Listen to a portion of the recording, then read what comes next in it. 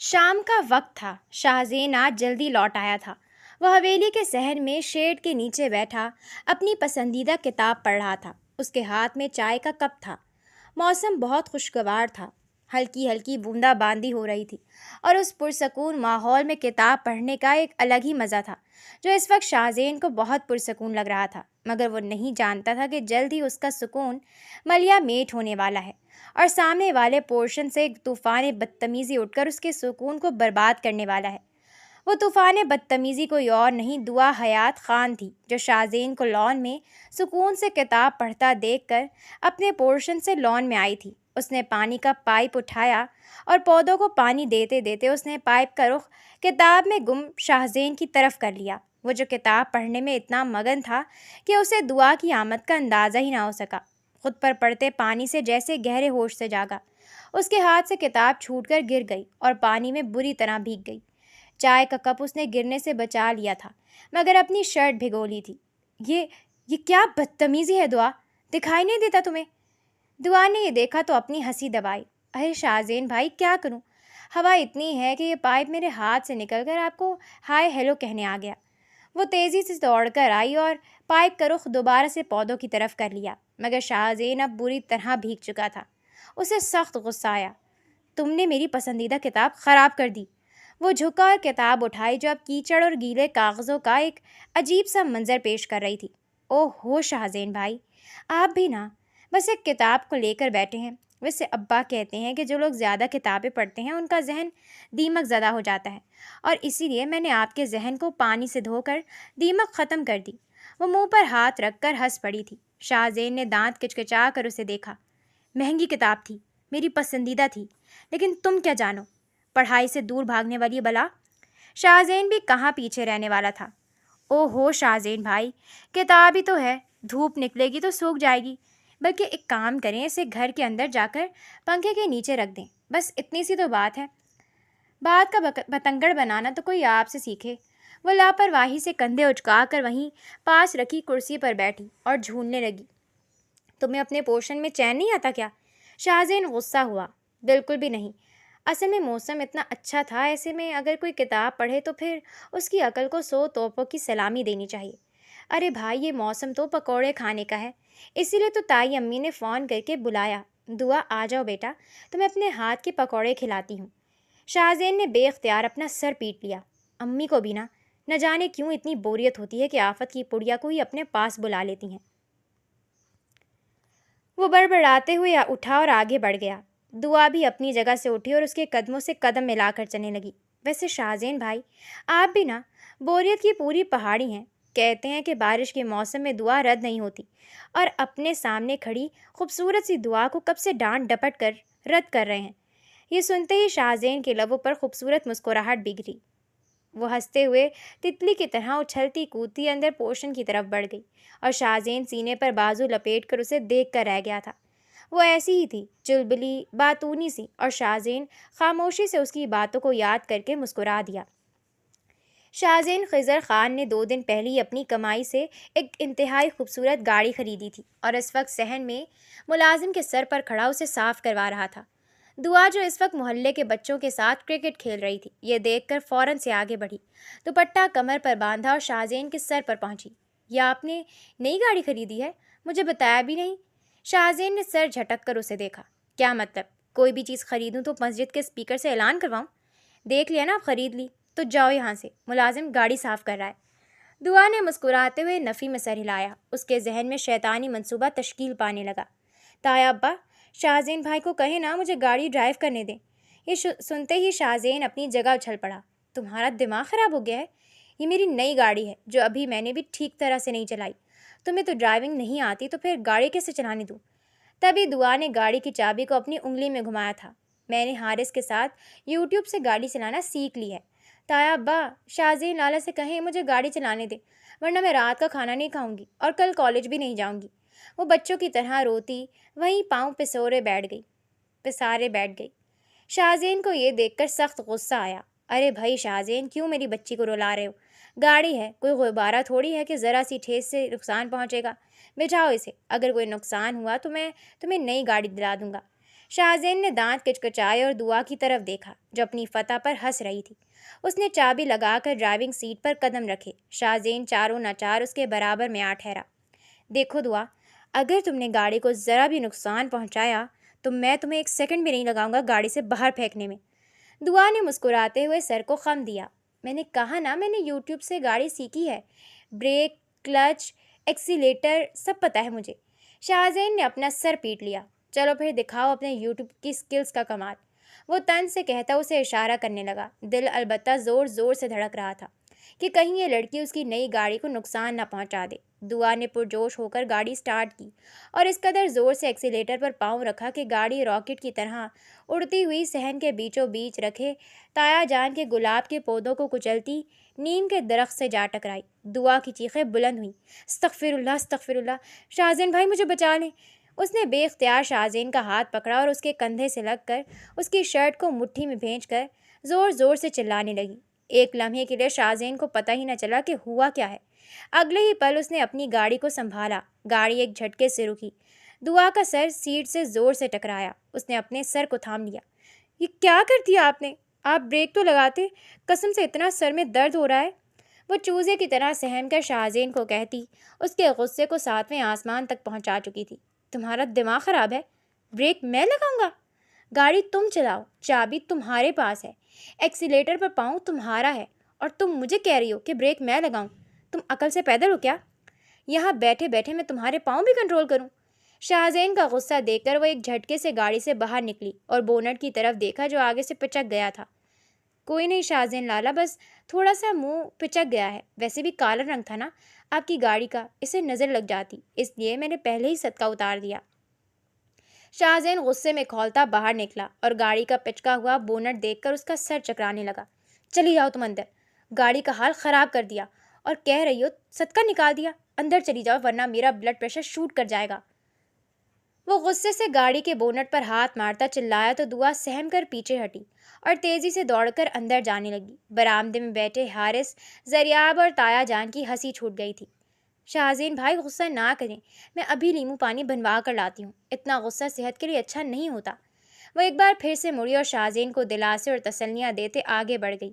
شاہزین نے دکھ سے اپنی گاڑی کو دیکھا تھا اور افسوس سے سر جھٹک کر میکینک کو کال ملانے لگا تھا۔ اس کے علاوہ اس کے پاس اور کوئی چارہ بھی تو نہیں تھا۔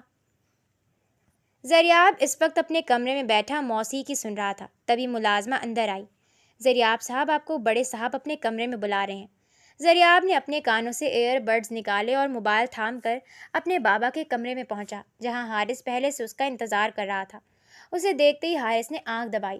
تم دونوں اب بڑے ہو جاؤ، زمینوں کے پورے سال کا حساب منشی فضل الدین سے لانا اب تم لوگوں کی ذمہ داری ہے۔ تایا جان نے ان دونوں کو ایک فائل تھمائی۔ بابا، میں ان سب سے دور بھاگتا ہوں، پلیز آپ شاہزین بھائی کو کہیں نا۔ زریاب نے جھرجھری سی لے کر وہ فائل دوبارہ اپنے بابا کی طرف بڑھائی تو حارث اسے دیکھ کر رہ گیا تھا۔ وہ اس کے کان کے قریب جھکا۔ یار چلتے ہیں نا، تھوڑی بہت آؤٹنگ ہو جائے گی، دوستوں کو بلائیں گے، ہلا گلا کریں گے، منع کیوں کر رہا ہے؟ حارث کی بات سن کر اس نے نفی میں سر ہلایا۔ تم دونوں کیا خسر پسر کر رہے ہو؟ میں نے تم دونوں کو حکم دیا ہے، تم لوگوں سے پوچھا نہیں ہے؟ چلو اٹھو، ذمہ داریاں نبھانا سیکھو اور جاؤ گاؤں جا کر حساب لے آؤ۔ یاد رہے زیادہ دیر مت لگانا، آج رات کو ہی واپسی ہونی چاہیے۔ تایا جان کو ان دونوں کے منصوبے کا پتہ چل گیا تھا، اس لیے انہوں نے انہیں خبردار کیا۔ زریاب بڑبڑاتا ہوا فائل لے کر اٹھا اور حارث کے ساتھ گاڑی میں جا بیٹھا۔ گاڑی تیز رفتاری سے گاؤں جانے والے راستے پر چل رہی تھی۔ ویسے یار تجھے کیوں اتنا برا لگ رہا ہے؟ ہمیشہ تو دوستوں کی گیدرنگ کرتا ہے۔ حارث نے اس سے سوال کیا۔ بس دوستوں سے زیادہ کہیں اور دل لگ گیا ہے نا؟ زریاب نے آنکھ دبائی۔ وہ ایک گھننے میسنے، تو نے مجھے نہیں بتایا اور اتنا بڑا چکر چلا لیا۔ حارث نے اس کی کمر پر دھپ لگائی۔ زریاب نے اسے اپنے موبائل میں ایک خوبصورت لڑکی کی تصویر دکھائی۔ بھابھی تو بہت پیاری ہے۔ حارث نے تعریف کی تو زریاب نے اپنے کالر جھاڑے۔ پسند کس کی ہے آخر؟ وہ دونوں اسی طرح ہنسی مذاق کرتے آگے بڑھے ہی تھے کہ گاؤں کی حدود میں داخل ہوئے ہی تھے کہ ایک تیز چنگھاڑتی ہوئی آواز آئی اور گاڑی کے فرنٹ سیٹ شیشے کو توڑ کر تیز رفتار گولی زریاب کے سینے کے آر پار ہو گئی۔ حارث کے ہاتھ سے زریاب کا فون چھوٹ کر گر گیا۔ زریاب! حارث چلایا اور کپ کپاتے ہوئے وجود سے اسے تھاما۔ زریاب کا پورا وجود خون میں لت پت تھا، اس کے منہ سے خون نکل پڑا تھا۔ گولی اس کے سینے کے آر پار ہو گئی تھی اور وہ ہچکیاں لے رہا تھا، گویا اس کی آخری سانسیں ہوں۔ زریاب، آنکھیں کھولو زریاب! حارث شاک تھا۔ گولی کی آواز سن کر آس پاس گاؤں کے لوگ وہاں جمع ہونے لگے۔ حارث کا پورا سفید کرتا خون سے رنگ آلود ہو چکا تھا۔ لگتا ہے اسی نے گولی ماری ہے، جائیداد کا تنازع لگتا ہے۔ حارث نے یہ سنا تو خوفزدہ ہو گیا، وہ ویسے بھی کم عمر تھا۔ وہ دروازہ کھول کر باہر نکلا۔ ارے ارے، پکڑو اسے! بھاگ کہاں رہا ہے؟ یہ ضرور اسی نے کیا ہے، تبھی تو بھاگ رہا ہے۔ قاتل ہمیشہ بھاگتا ہے۔ ایک ساتھ کئی آوازیں ابھریں۔ حارث نے روتے ہوئے پیچھے پلٹ کر زریاب کے ساکت وجود کو دیکھا۔ زریاب، میرے بھائی، یہ کیا ہو گیا؟ میں نے تجھے نہیں مارا۔ ہجوم حارث کو پکڑنے کے لیے آگے بڑھنے لگا تو وہ چلایا، میں اسے کیوں ماروں گا؟ میں نے اسے نہیں مارا، میرے پاس تو اسلحہ بھی نہیں ہے۔ وہ باقاعدہ رو رہا تھا۔ حیات خان اور خزن خان کی حویلی خون سے رنگ آلود ہو گئی۔ ان کو اپنی ہی نظر لگ گئی۔ دونوں ایک دوسرے کے خان کے پیاسے ہو گئے۔ ہجوم میں سے ایک شخص چلاتے ہوئے بولا تو حارث کو لگا کہ اب اس کی موت بھی اس کے قریب آ گئی ہے اور یہ مشتعل ہجوم ہی اسے ہی زمین میں گاڑ دے گا۔ وہ کچھ بھی سوچے سمجھے بغیر تیزی سے دوڑ لگا گیا، لیکن نہیں جانتا تھا کہ اس کی زندگی کی یہ دوڑ دعا کی زندگی میں ایک تیز رفتار طوفان لے آئے گی۔ شاہزین اس وقت ہوٹل روم میں واپس آیا تھا۔ اس نے اپنے بزنس سیٹ اپ کے لیے بہت سی میٹنگز کی تھیں اور تھکا ہارا بیڈ پر لیٹا ہی تھا کہ اس کا موبائل رنگ دینے لگا۔ بابا کی غیر متوقع کال پر وہ حیران ہوتا ایک جھٹکے سے کھڑا ہوا اور فون کان سے لگایا۔ کیا ہوا بابا، خیریت ہے؟ دوسری طرف خضر خان کی بھاری گمبھیر آواز اور ان کے لہجے کی سنجیدگی دیکھ کر وہ حیران رہ گیا تھا۔ کچھ بھی ٹھیک نہیں ہے، بس جلدی سے گاؤں پہنچو، مزید کوئی سوال مت کرو، مجھے میں ہمت نہیں ہے تمہارے کسی بھی سوالوں کا جواب دینے کی۔ انہوں نے یہ کہتے ہی فون بند کر دیا۔ شاہزین حواس باختہ سا اٹھا، اپنا بیگ پیک کیا اور گاؤں کی طرف جانے والے راستے پر اپنی گاڑی ڈال دی۔ 4 گھنٹے کے مسلسل سفر نے اس کے ذہنی اعصاب کو تھکا دیا تھا۔ دوسری طرف زریاب کا نمبر بھی بن جا رہا تھا۔ وہ کال کرتا تو کسے کرتا؟ اس کے دل میں بے پناہ وسوسے پیدا ہونے لگے۔ گاڑی ایک جھٹکے سے گاؤں کی حویلی کے پاس رکی اور وہاں لگا جرگہ دیکھ کر شاہزین اپنی جگہ ٹھہر سا گیا۔ اس کے قدم زمین میں جم سے گئے۔ وہ دھیرے دھیرے چلتا آگے بڑھا۔ خضر خان اٹھے اور اسے اپنے برابر میں بٹھایا۔ سامنے اس کے اپنے سگے چچا حیات خان اور چچی جان فیروزہ بیگم دوپٹے میں اپنا چہرہ چھپائے زاروں کے تار رو رہی تھیں۔ خضر خان کے چہرے پر ایک غیر معمولی سنجیدگی تھی۔ شاہزین کو کچھ سمجھ ہی نہیں آیا کہ ہوا کیا ہے۔ بابا، ہوا کیا ہے؟ اب مجھے بتائیں تو صحیح۔ مگر خضر خان نے ہاتھ اٹھا کر جرگے کے عمر رسیدہ بزرگ کی طرف اشارہ کیا۔ تمام تر حقائق اور گواہوں کی روشنی میں جرگہ اس نتیجے پر پہنچا ہے کہ حارث حیات خان نے ہی زریاب خضر خان کو قتل کیا ہے اور جائے وقوعہ سے بھاگ گیا ہے۔ شاہزین کو لگا وہ کبھی اپنا اگلا سانس نہیں لے پائے گا۔ اس کے پورے سر پر آسمان گر پڑا۔ اس نے خالی خالی نگاہوں سے اپنے باپ کی طرف دیکھا۔ وہ صدمے سے چور تھے۔ یہ سب کب ہوا؟ کیسے ہوا؟ مجھے کسی نے بتایا کیوں نہیں؟ وہ اس قدر زور سے چلایا کہ در و دیوار ہل گئے تھے۔ میرا فیصلہ بھی باقی ہے۔ خضر خان نے شاہزین کو نظر انداز کیا اور اٹھ کھڑے ہوئے۔ میں قتل کا بدلہ قتل سے نہیں چاہتا۔ فیروزہ بیگم اور حیات خان نے ٹھہر کر ان کی طرف دیکھا۔ خضر خان ان کی دکھتی رگ پر ہاتھ رکھ بیٹھے تھے۔ بلکہ میں ورنی کی رسم ادا کروں گا۔ حیات خان کی بیٹی میرے بیٹے شاہزین خضر خان سے شادی کرے گی۔ جہاں شاہزین کو اس بات پر شدید جھٹکا لگا، وہیں حیات خان زمین پر بیٹھ کر رو پڑے تھے۔ میری بیٹی کے ساتھ یہ ظلم مت کریں، مجھے گولی مار دیں، اپنے بیٹے کا خون میں اپنے سر پر لینے کے لیے تیار ہوں۔ مگر خضر خان کا چہرہ پتھر ہوا تھا۔ انہوں نے نفی میں سر ہلایا تھا۔ میرا فیصلہ اپنی جگہ قائم ہے۔ میں حارث کا خون نہیں چاہتا۔ میں دعا حیات خان کو اپنے گھر ونی کر کے لے جانا چاہتا ہوں۔ شاہزین نے پھٹی پھٹی نگاہوں سے انہیں دیکھا۔ بابا، یہ نہیں ہو سکتا، وہ بہت چھوٹی ہے، یہ ناممکن ہے اور غلط ہے۔ اس نے شدید احتجاج کیا۔ خضر خان اپنی جگہ پر کھڑے ہوئے، دھیرے دھیرے چلتے حیات خان کے پاس آئے اور ان کی آنکھوں میں جھانکا۔ اپنی بیٹی کو تیار کر کے ہمارے شہر والے گھر میں بھیج دو، ورنہ پھر انجام اچھا نہیں ہوگا۔ اس گھر کا حصہ میں تمہیں دے دوں گا، لیکن اب تمہیں وہاں شہر آنے کی کوئی ضرورت نہیں ہے۔ وہ پورشن اب تمہارا نہیں رہا۔ گاؤں کی حویلی سے تمہیں حصہ مل جائے گا، مگر شہر کا گھر اب میں اپنے قبضے میں لوں گا۔ تم میرے فیصلے کے خلاف آواز بلند نہیں کر سکتے۔ حیات خان اپنی جگہ ساکت ہوئے تھے۔ فیروزہ بیگم نے ان کا ہاتھ تھام لیا تھا۔ وہ اپنی لاڈلی بیٹی کو کس طرح ونی کی رسم کی بھینٹ چڑھا سکتے تھے۔ خضر خان اپنا فیصلہ سنا کر جا چکے تھے۔ شاہزین وہیں زمین پر ڈھہ سا گیا۔ اس کی آنکھوں سے آنسو بہہ نکلے اس کا لاڈلا چھوٹا بھائی اس دنیا سے رخصت ہو چکا تھا۔ اس کے دل پر بھاری بوجھ سا آ پڑا۔ وہ اٹھا اور اس کی آخری رسومات کے لیے قبرستان کی طرف رک گیا، جہاں اس کی میت کو قبر کے اندر اتارا جا چکا تھا۔ وہ وہیں اس سے لپٹ کر رونے لگا۔ میں وعدہ کرتا ہوں تم سے، تمہارے قاتل کو بے نقاب کر کے رہوں گا، اور اگر وہ قاتل حارث ہے تو پھر سزا بھی اسے ہی ملنی چاہیے۔ میں اسے سخت سے سخت سزا دوں گا، تمہیں انصاف ضرور ملے گا۔ اس نے گاؤں والوں کی مدد سے اسے قبر میں اتارتے ہوئے اس کی قبر کی مٹی اٹھا کر قسم کھائی تھی۔ اس کی آنکھوں میں خون اتر آیا تھا۔ اسی رات وہ 2 گھنٹے کی مسافت طے کر کے گھر پہنچا تھا، جہاں خضر خان نے اسے برآمدے میں بٹھایا تھا۔ دعا کے سر پر چادر ڈالی گئی تھی۔ اس کی سسکیاں بلند تھیں۔ جب سے اسے زریاب کی موت کا پتہ چلا تھا وہ اپنے حواسوں میں نہیں رہی تھی۔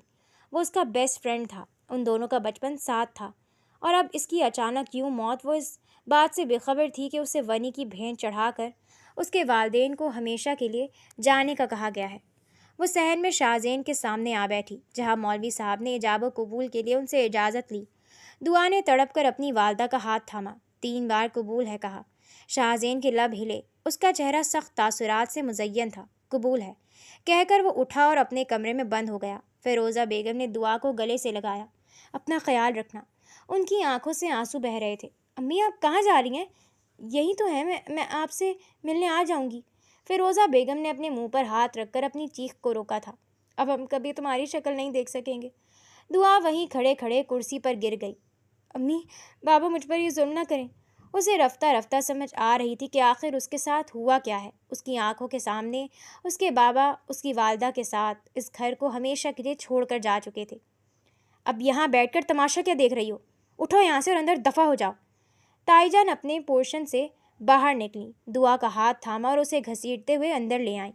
انہوں نے اسے زوردار انداز میں دھکا دیا۔ دعا لڑکھڑائی اور زمین پر گر پڑی۔ اس کا سر زمین سے زوردار انداز میں ٹکرایا۔ اس کے سر سے خون بہنے لگا۔ وہ بری طرح کانپنے لگی۔ تائی اماں، یہ آپ کیا کر رہی ہیں؟ میں تو آپ کی لاڈلی بیٹی تھی نا۔ تائی اماں نے آگے بڑھ کر اسے بالوں سے پکڑا اور ایک جھٹکے سے کھڑا کیا۔ تو میری لاڈلی بیٹی نہیں ہے، تیرے بھائی نے میرے بیٹے کا قتل کیا ہے۔ تیری آنکھوں میں، تیرے پورے وجود میں مجھے اس کا خون دکھائی دیتا ہے۔ دفع ہو جائے یہاں سے۔ انہوں نے اس پر تھپڑوں کی بارش کی تھی۔ دعا بلک بلک کر رو پڑی تھی اور چلائی تھی، بچا لے مجھے یا اللہ، مجھے بچا لے۔ شاہ زین اب کہاں ہے؟ مجھے بچا لے۔ وہ روتے ہوئے بار بار ایک ہی بات کہے جا رہی تھی، اور تائی اماں کا ہاتھ پہلے سے کہیں زیادہ تیزی سے اس کے گالوں پر پڑ رہا تھا۔ شاہ زین جو اپنے کمرے میں بیٹھا زریاب کی تصویر کو سینے سے لگائے بیٹھا تڑپ تڑپ کر رو رہا تھا۔ آواز سن کر تیزی سے باہر آیا۔ لاؤنج کا منظر دیکھ کر اس کے پیروں تلے سے زمین نکل گئی تھی۔ وہ تیزی سے سیڑھیاں اتر کر ان تک پہنچا۔ امی، آپ کیا کر رہی ہیں؟ اس نے اپنی ماں کا ہاتھ دعا کے بالوں سے چھڑایا۔ دعا ایک جھٹکے سے دور ہوئی۔ اس کی آنکھوں سے آنسو سیل رواں کی طرح بہہ رہے تھے۔ تو اس کی سائڈ لے رہا ہے؟ یہ لڑکی آستین کا سانپ ہے۔ اس کے بھائی نے تیرے بھائی کو مار دیا، پھر بھی تو اس کی طرفداری کر رہا ہے؟ تائی جان نے شاہ زین کا گریبان تھاما، اسے زور سے جھنجھوڑا کہ شاہ زین کا دل جیسے کسی نے مٹھی میں لے کر مسل دیا۔ میں جانتا ہوں آپ صدمے میں ہیں، دکھ اور تکلیف سے گزر رہی ہیں۔ آپ کے دکھ کا کوئی مداوع نہیں ہے، مگر امی یہ میرا اور دعا کا معاملہ ہے۔ میں اس معاملے کو خود اپنی طرح سے دیکھ لوں گا۔ تائی اماں بلک بلک کر روتے دعا کو بددعائیں دیتے وہاں سے لوٹ گئی تھیں۔ دعا ایک طرف کونے میں سمٹی بری طرح کانپ رہی تھی۔ اس کے سر سے خون بہہ رہا تھا۔ شاہ زین نے ایک نظر اسے دیکھا، اس کا دل دکھ سے بھر گیا۔ دوسری طرف اسے زریاب کا معصوم چہرہ یاد آیا، جو ہنستا کھیلتا اسے چھوڑ گیا تھا، اور واپسی پر اس کی لاش اس کے نصیب میں وصول کرنا لکھی تھی۔ شاہ زین نے کرب سے اپنی آنکھیں میچی، اپنے غم کو اپنے اندر اتارا اور دھیرے دھیرے چلتا دعا کے پاس آیا۔ تم ٹھیک ہو؟ دعا نے بے دردی سے اپنے گالوں پر آنسوؤں کا نشان مٹایا۔ وہ بالکل خاموش ہو گئی۔ چلو میرے ساتھ۔ شاہ زین نے اسے اپنے ساتھ چلنے کا کہا اور خود آگے بڑھا۔ تھوڑی دیر بعد اسے احساس ہوا کہ وہ وہیں کھڑی ہے۔ اس نے پلٹ کر دیکھا، دعا اب بھی ہولے ہولے کانپ رہی تھی۔ شاہ زین نے اپنا سر جھٹکا، اپنے اندر ابلتے غصے کے لاوے کو دبایا اور آگے بڑھ کر اس کا ہاتھ تھاما۔ دعا نے تڑپ کر شاہ زین کی آنکھوں میں دیکھا۔ وہ اسے گھسیٹتے ہوئے اپنے کمرے کی طرف لے جانے لگا۔ شاہ زین چھوڑ دے، میرا ہاتھ درد کر رہا ہے۔ وہ درد کی شدت سے تڑپتی بار بار اس کے مضبوط چوڑے ہاتھ کو اپنی کلائی سے ہٹانے لگی، مگر شاہ زین بالکل چپ اسپاٹ چہرے کے ساتھ اپنے کمرے کے اندر لے آیا۔ اس نے ایک جھٹکے سے اس کی کلائی چھوڑی تو وہ صوفے پر گر پڑی۔ شاہ زین نے مڑ کر زوردار آواز میں دروازہ بند کیا۔ دعا کا وجود کانپ اٹھا۔ اس نے خوفزدہ نگاہوں سے شاہزین کی طرف دیکھا۔ وہ دھیرے دھیرے چلتا آگے آیا اور ایک دم سے جھکا۔ اس نے صوفے کے ہتھے پر ہاتھ رکھا اور دوسرے ہاتھ سے اس نے دعا کا جبڑا تھاما۔ اس کمرے میں اب تمہاری آہو بکا سننے والا اور کوئی نہیں ہے۔ دعا کا سانس سینے میں ہی اٹک گیا۔ شاہزین کی گہری چپتی ہوئی نگاہیں اسے اپنے اندر آر پار محسوس ہو رہی تھیں۔ شاہزین نے بے ساختہ اس کا جبڑا چھوڑا اور واپس مڑ گیا۔ شاہزین، خدا کے لیے میری بات سنیں۔ حارث نے زریاب بھائی کو نہیں مارا۔ وہ میرا بھائی ہے، میں اسے اچھے سے جانتی ہوں۔ وہ کبھی قتل نہیں کر سکتا۔ دعا نے پھولتی سانسوں کے درمیان اپنے بھائی کی وکالت کی تھی۔ شاہزین نے غصے سے مڑ کر اسے دیکھا۔ اس کی آنکھوں میں خون اتر آیا تھا۔ خبردار! وہ اس قدر زور سے چلایا کہ کمرے کے در و دیوار ہل گئے۔ خبردار اگر تم نے اپنے بھائی کی وکالت میں مزید ایک لفظ اپنے منہ سے نکالا۔ میں ابھی اپنے بھائی کو کچھ دیر پہلے اپنے ہاتھوں سے زمین کے سپرد کر کے آیا ہوں، اور تم چاہتی ہو کہ میں یہاں تمہارے بھائی کی بے گناہی کے قصیدے سنوں؟ ہاں؟ دعا کے ہونٹ خشک ہو گئے۔ اس نے بے اختیار اپنے خشک ہونٹوں پر زبان پھیری۔ آج سے پہلے اس نے شاہزین کو کبھی اتنے غصے میں نہیں دیکھا تھا۔ میری ماں نے تم پر ہاتھ اٹھایا، غلط کیا، لیکن وہ اپنی جگہ پر صحیح تھی۔ وہ ایک غم زدہ ماں تھیں، پر میں تم پر ہاتھ نہیں اٹھاؤں گا، تشدد نہیں کروں گا۔ جسمانی زخم تو بھر جائیں گے، اس لیے میں تمہیں جسمانی چوٹ نہیں پہنچاؤں گا، بلکہ… وہ چند لمحے سانس لینے کے لیے رکا۔ میں تمہاری روح کو چھلنی کروں گا۔ ساری عمر تم اپنی روح کو سمیٹنے میں گزار دو گی۔ دعا نے صدمے سے چور نگاہوں سے شاہزین کی طرف دیکھا تھا۔ اسے یقین تھا کہ شاہزین اس کی بات ضرور سنے گا۔ وہ اپنے بھائی کی بے گناہی کو ثابت کر کے رہے گی، مگر وہ غلط تھی۔ اس کا دل جیسے کسی نے ٹکڑے ٹکڑے کر دیا تھا۔ وہ مڑا اور الماری کی طرف بڑھ گیا۔ وہاں سے اپنے سادہ کپڑے نکالے اور صوفے کی طرف جاتے ہوئے آخری بار رکا۔ تم یہاں اپنے بھائی کے گناہ کا کفارہ بن کر آئی ہو، اور ونی کی کوئی عزت نہیں ہوتی۔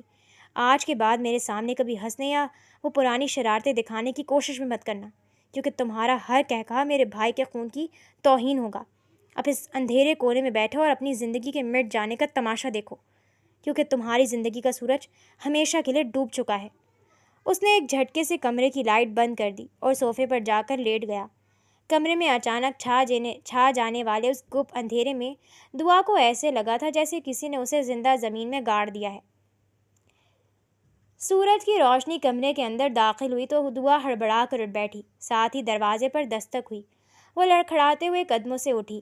دروازہ کھولا تو سامنے تائی اماں خونخوار نگاہوں سے اسے گھور رہی تھیں۔ تمہارے باپ کا گھر نہیں ہے یہ؟ ونی میں لائی گئی ہو۔ اٹھو، جا کر اپنے کام سنبھالو، اور ہاں، اب تم اس کمرے میں نہیں رہو گی۔ ونی ہونے والیوں کی زندگی کنیزوں کی طرح ہوتی ہے، سمجھ گئی تم؟ دعا نے چند لمحے ان کی آنکھوں میں دیکھا۔ وہی آنکھیں جہاں کبھی پیار تھا، اب وہاں اجنبیت ہی اجنبیت تھی۔ اس نے سر جھکا دیا۔ جی بہتر، یہ کہہ کر وہ باہر آ گئی۔ وہ کل سے اسی سفید شلوار قمیض میں ہی ملبوس تھی۔ وہ دھیرے دھیرے چلتی کچن میں آئی تو وہاں کا منظر دیکھ کر اس کا سر چکرا کر رہ گیا۔ ایسا لگ رہا تھا کچن صدیوں سے گندا پڑا ہو، یا شاید جان بوجھ کر اس کے لیے کام بڑھایا گیا ہو۔ اس نے اپنی آستین اوپر چڑھائی، گہری سانس لی اور کام میں جت گئی۔ وہ فجر میں اٹھی تھی اور جب کام مکمل کر کے گھڑی پر نظر دوڑائی تو صبح کے 8 بج رہے تھے۔ وہ بے حد تھک چکی تھی۔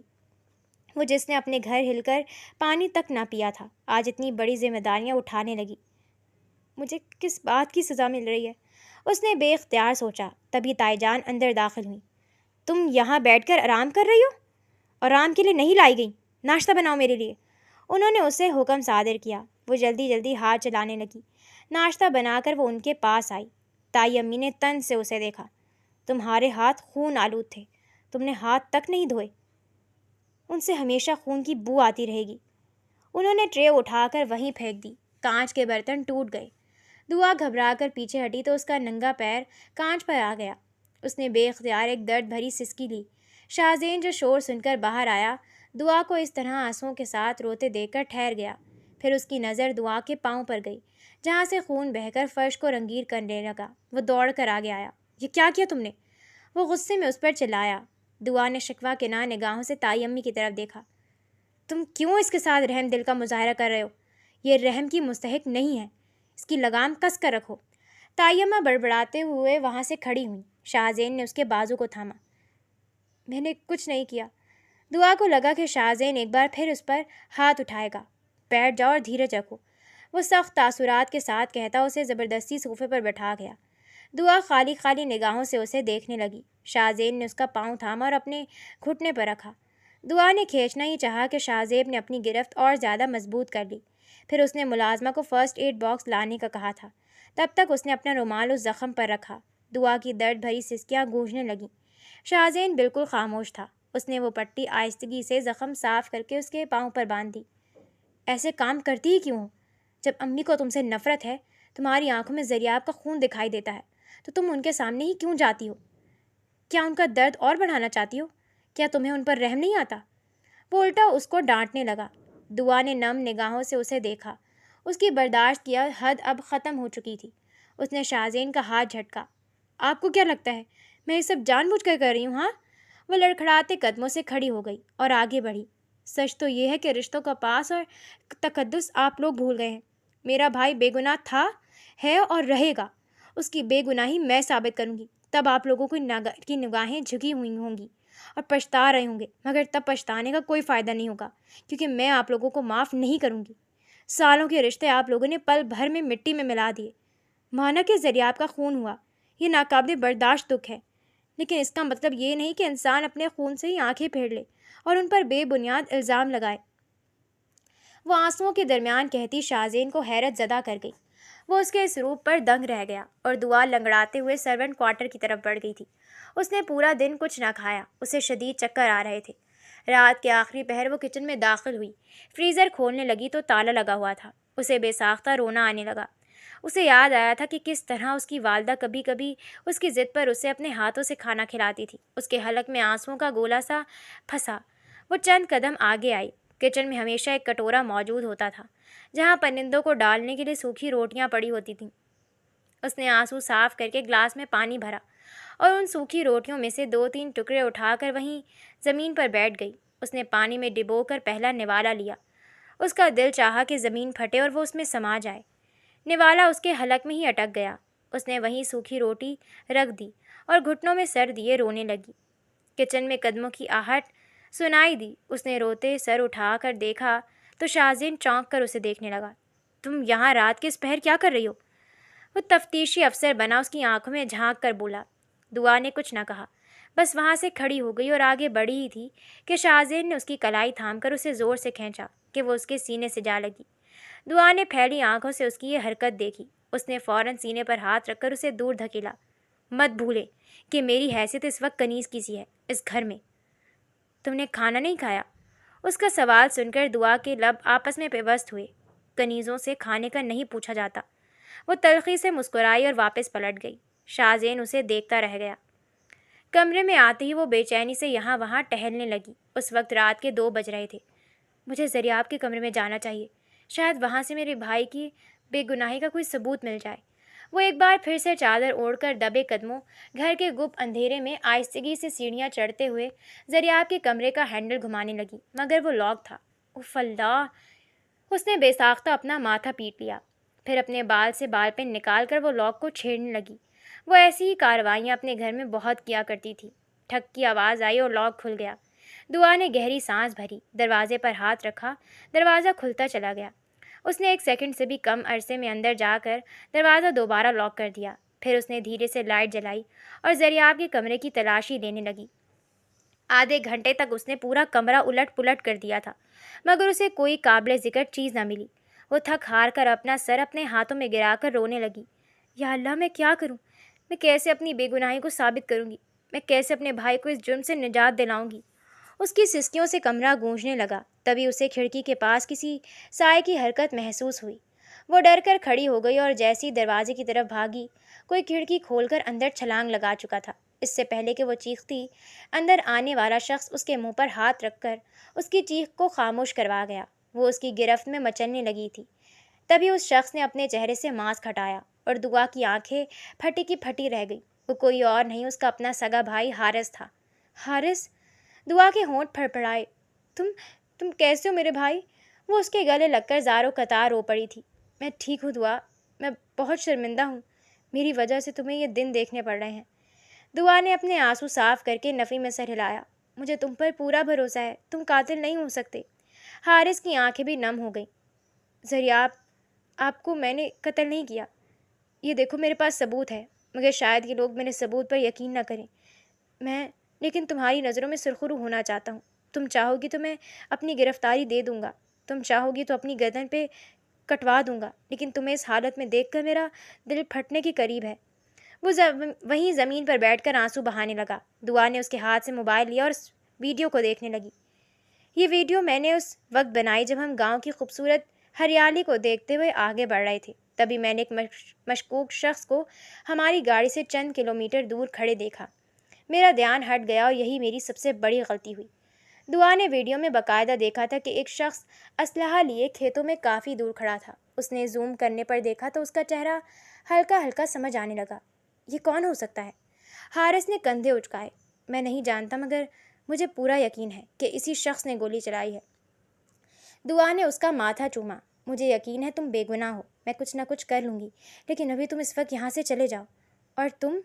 حارث کے کہنے پر اس کی آنکھیں نم ہوئیں۔ میں برداشت کر لوں گی، مجھ میں بہت برداشت ہے۔ وہ دعا کے کہنے پر واپس لوٹ گیا اور دعا آہستگی سے اپنے سرونٹ کوارٹر میں جا کر لیٹ گئی۔ مچھروں کی بہتات تھی اور نیند اس کی آنکھوں سے کوسوں دور تھی۔ دوسری طرف شاہزین اپنے کمرے میں لیٹا چھت پر لگے پنکھے کو گھور رہا تھا۔ اس کے ذہن میں بار بار دعا کے الفاظ گونجنے لگے۔ جس دن سچ کے سب کے سامنے آیا، آپ لوگ کسی کو منہ دکھانے لائق نہیں رہیں گے۔ وہ جھٹکے سے کھڑا ہوا اور گہرے گہرے سانس لینے لگا۔ اس نے کچھ سوچ کر زریاب کے کمرے کی طرف قدم بڑھائے، چابی سے تالا کھولا اور اندر داخل ہوا۔ اس نے ولید کا لیپ ٹاپ الماری سے نکالا تھا۔ شاید یہاں سے مجھے کوئی سراغ مل جائے۔ اس نے لیپ ٹاپ کھولا اور ولید کی ای میل آئی ڈی کھول کر میل چیک کرنے لگا۔ وہ اس کے سارے پاس ورڈ جانتا تھا۔ تبھی اسے آخر میں ایک ای میل دکھائی دی جو زریاب نے اسے بھیجنے کی کوشش کی تھی، اور وہ غلطی سے ڈرافٹ میں چلی گئی تھی۔ شاہزین نے کانپتے ہاتھوں سے میل کھولی۔ ای میل کھولی تو اس کے ہوش اڑ گئے تھے۔ بھیا، آپ کہاں ہیں؟ مجھے آپ سے ضروری بات کرنی ہے۔ منشی فضل الدین زمینوں کے حساب میں خرچ برد کر رہا ہے۔ میں نے اس کے خلاف 4 شیٹ تیار کر لی ہیں۔ آپ آئیں تو اکٹھے کارروائی کریں گے۔ شاہزین وہیں زمین پر بیٹھ گیا۔ سارا سچ 1 منٹ میں اس کے سامنے آ گیا۔ ہم سے اتنی بڑی غلطی کیسے ہو گئی؟ اس نے بے ساختہ اپنا سینہ مسلا۔ اسے دعا کے آنسو یاد آئے، حیات خان اور فیروزہ بیگم کی سسکیاں یاد آئیں۔ اس نے وہیں لیپ ٹاپ بند کیا اور اپنے ساتھ اٹھا کر اپنے کمرے میں آیا۔ اسے رہ کر دعا کا خیال آنے لگا۔ وہ سیدھا سرونٹ کوارٹر کی طرف بڑھا۔ دعا چارپائی پر لیٹی چھت کو گھور رہی تھی۔ شاہزین اندر داخل ہوا تو وہ ایک جھٹکے سے کھڑی ہو گئی۔ آپ یہاں کیا کر رہے ہیں؟ اس نے دھیرے لہجے میں کہا۔ کمرے میں چلو۔ شاہزین کا حکم سن کر دعا کو اچنبھا سا ہوا۔ یہ کیا کہہ رہے ہیں آپ؟ کیا آپ کو نہیں پتہ؟ آپ کی والدہ نے یہ میرا نیا ٹھکانہ بنایا ہے۔ شاہزین نے یہ سنا تو سر جھکایا۔ جانتا ہوں۔ اس نے دعا کا ہاتھ تھامنا چاہا۔ دعا کرنٹ کھا کر پیچھے ہٹی۔ اب وقت نکل چکا ہے ان باتوں کا۔ آپ کی نظروں میں میرا بھائی، میرا پورا خاندان مجرم ہے تو مجرم ہی صحیح، اور مجرم کو مظلوم اپنے ساتھ نہیں رکھتا۔ دعا نے طنز کیا لیکن شاہزین نے ہمت نہ ہاری۔ اس نے اسی وقت دعا کو کمر سے کھینچ کر اپنے قریب کیا۔ یہ مت بھولو کہ میں تمہارا شوہر ہوں، چاہے کنیز یا چاہے ونی۔ میں آنے والی لڑکی ہے، چاہے اس کی خاندانی بیوی۔ اسے شوہر کے بلانے پر اس کے حکم کی تکمیل اس پر فرض ہے۔ دعا تلخی سے مسکرائی۔